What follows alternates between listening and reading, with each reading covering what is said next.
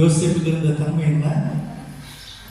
எனக்கு பின்னால என்னை என் தெய்வம் இயக்கிக் கொண்டிருக்கிறார், அல்லது தெய்வம் என் பின்பதாக இருக்கிறார் என்பதை புரிந்து கொண்டார்.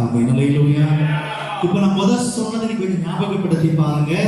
சகோதரர்கள் வெறுத்தாலும் கர்த்தர் பின்னால் இருக்கிறார். ஆமென். வஸ்திரத்தை கிழிச்சாலும் கர்த்தர் பின்னாடி இருக்கிறார். குழிக்குள்ள தூக்கி போட்டாலும் கர்த்தர் பின்னாடி இருக்கிறார். விற்று போட்டாலும் கர்த்தர் பின்னாடி இருக்கிறார். அடிமையாய் வைத்தாலும் கர்த்தர் பின்னாடி இருக்கிறார். சிறைச்சாலை வைத்தாலும் கர்த்தர் பின்னாடி இருக்கிறார். இப்படி கர்த்தர் என்னோடு கூட இருக்கிறார் இருக்கிறார் இருக்கிறார் என்ற உணர்வில் வாழ்ந்தபடியினால் கர்த்தர் கூட இருந்து அரண்மனையில உயர்த்தினார். கரங்களை கேட்டு கரங்களை கேட்டு ஆமென். அல்லேலூயா. நமக்கு இருக்க வேண்டிய மிகப்பெரிய அறிவு என்னன்னா, இயேசு கிறிஸ்து எங்கேயும் போகல, என் பின்னாடி இருக்கிறார். அல்லேலூயா. என்ன நடந்தாலும் சரி, உலகத்துல என்ன நடந்திருந்தாலும், கொடுமையோ அநியாயம் அக்கிரமோ எது நடந்திருந்தாலும் என் பின்னால கர்த்தர் உண்டு.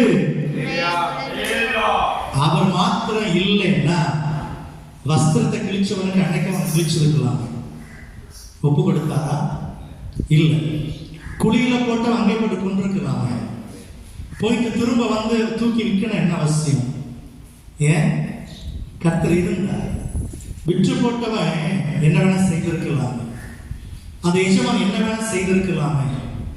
ஏன் கொண்டு கூட போடுங்க? யாரும் கேட்பாங்களா? கேட்க ஆடு இல்லை, வாங்கிட்டாங்களா? ஏதாவது நடந்துச்சா? இல்லை. சிறைச்சாலையில மரண தண்டனை கொடுத்திருக்கலாம், என போர்த்துகாருக்கு அவ்வளவு செல்வாக்கு உண்டு, செய்திருக்கலாம். நடந்துச்சா? இல்லை. இது ஒன்னும் சம்பவிக்கலைன்னா என்ன காரணம்? கர்த்தர் கூட இருக்கிறார். நமக்கு வந்து ஆபத்துகளும் மோசங்களும் போராட்டங்கள் நிறைய தானே, இதெல்லாம் தாண்டி வருவதற்கு தெய்வம் பலம் கொடுத்திருக்கிறாரு. என்ன காரணம்? கர்த்தர் நமக்கு பின்னாடி தான் இருக்கிறார். சொல்லுங்க. ஒண்ணுக்கு என்ன செய்ய வேண்டாம், கவலைப்பட வேண்டாம். கர்த்தரை எப்பொழுது கூட இருக்கிறார் என்கிற அந்த உணர்வுள்ள இருதயத்தோடு வாழுவீங்கன்னா பிரச்சனை போராட்டம் ஒண்ணு இல்லை. அன்னைக்கு பலவாறு அங்கே கிழிச்சதுனாலதான் ராஜாவுடைய வஸ்திரம் கிடைச்சிச்சு. அவன்